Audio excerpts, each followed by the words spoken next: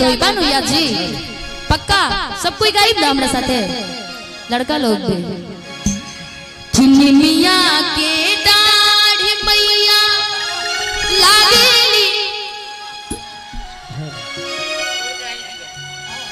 ए भगवान इतना कम आवाज हाँ गाओ गाओ फिर से गाओ चिन्नी मिया के दाढ़ी मैया लागेली झूलूहा जब दू गो ए हा हा हा क्या कर रहे हो जब दू गो औरत चार गो औरत मंदिर में जाली और एक साथ गाना गावेली तो कितना अच्छा लगेगा और सोची यहाँ इतना सारा औरत लोग बालो इतना सारा बाबा लोग बने लोग एक ट्रेडिशनल पारंपरिक गाना सबको के याद है सब लोग मिल के गाए किन्नी मिया के दाढ़ी मैया लावेली सोच ली मैया रानी आज ही है जे बुलावे के बनू अपना अपना घर है तो तनी हाथ उठा के ताली बजा के सभी बताए बे किन्नी मिया के दाढ़ी मैया लावेली झूलूहा बाकी झूली रे झूली ना निमिया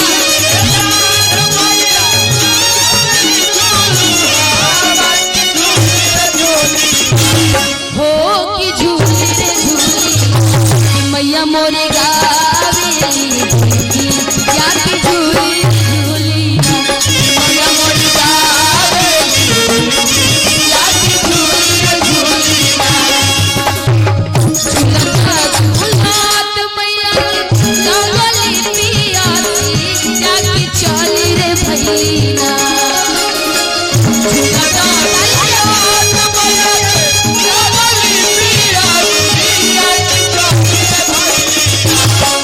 प्यास लगा था तो मैया को कहाँ गई थी पानी पिए जाइए बाबू किसके घर गई थी पानी पीने तो मालिन कौन कौन है मैया का जो अपने आप को मालिन मानता हो जरा हाथ उठा के बताइए बताएं बहन कि झूलता झूलत मैया के चली पियासी यार के चली रे भैया झूलता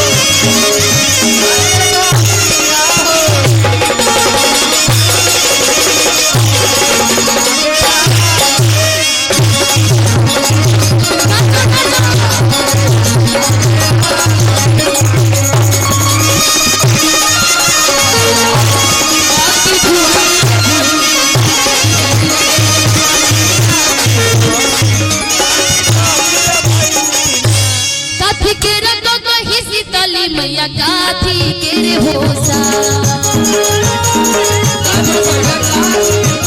काथी के रखा कहीं सीतली मैया काथी के रे होसा कथिए बैठाल सीतली मैया झाड़ लम्बी हो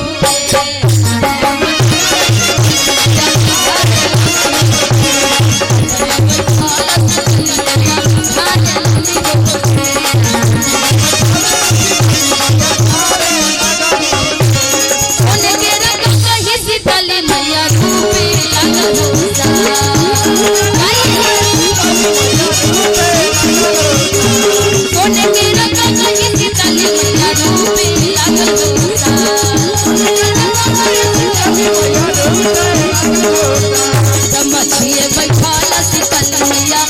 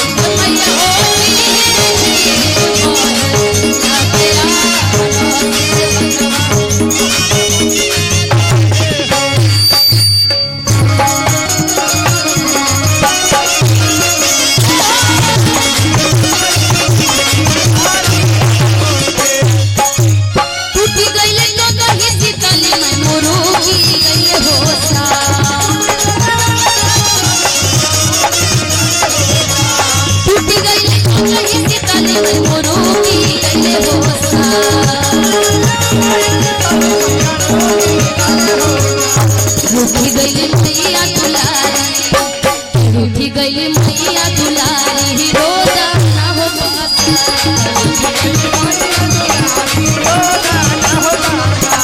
रूठी गईले मैया दुलारी, रोजा ना हो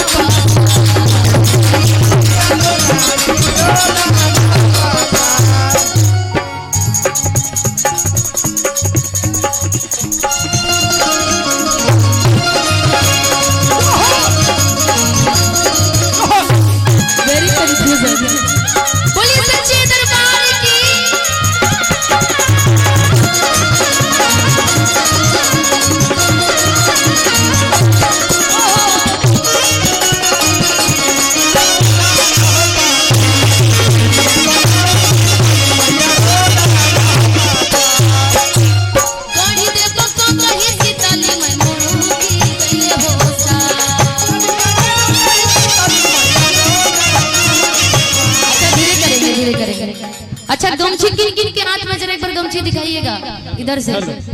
हेलो केकरा केकरा हाथ में गमछी बा? हाँ कैमरा वाले भाई लोग के पास तो बोल बा, मक्खी ऐसे भी बहुत उड़ता। तनी एक बार गमछी तनी अपना हाथ में ले लेता। चुनरिया ले ले आई हां, चुनरिया ले ले आई हां, चुनरिया ले ले आई हां, चुनरिया ले ले आई हां, चुनरिया ले ले आई हां, चुनरिया ले ले आई। कहां से चुनरी लाना है? कहां से? छपरा से। काहे खातिर 100 किलोमीटर तेज चलाने जाओगे? कहां से चुनरी लाना है? अब देखा यारा चल जाए। कहां से? अरे आना छपरा छोड़ के और बताओ। थावे से। थावे से कौन कौन चुनरी लाएगा? हाथ उठा के बताए। जिकरा जिकरा मैया रानी दोनों हाथ देले बड़ी जरा दोनों हाथ उठा करके दिखा दे। और जिकरा नहीं की दिली भगवान करस कि फिर दोबारा ना मिले। तो हाथ उठाई पूरा पूरा। जिकरा पास दू को हाथ अच्छा खासा हाथ बावे तनी हाथ उठा ली पूरा पूरा। थावे वाली मैया के नाम से हाथ उठा करके सभी कोई। और सोच ली जेकर हाथ नीचे बा मैया रानी देखत तड़ी। जैसे रसू भगत कह करे नो राजा मनन से जे घमंड के देखनी ना रुसे लोगो हो जाए। हाथ उठा के पूरा पूरा। थावे वाली मैया के नाम से हाथ उठा करके और सब कोई ताली बजा करके कि चुनरिया ले ले आई हां, चुनरिया ले ले आई हां, चुनरिया ले ले आई हां, चुनरिया ले ले आई हां, चुनरिया ले ले आई हां, चुनरिया ले ले आई। कहां से लाना है? मेरे साथ गाइए कि थावे से सैया चुनरिया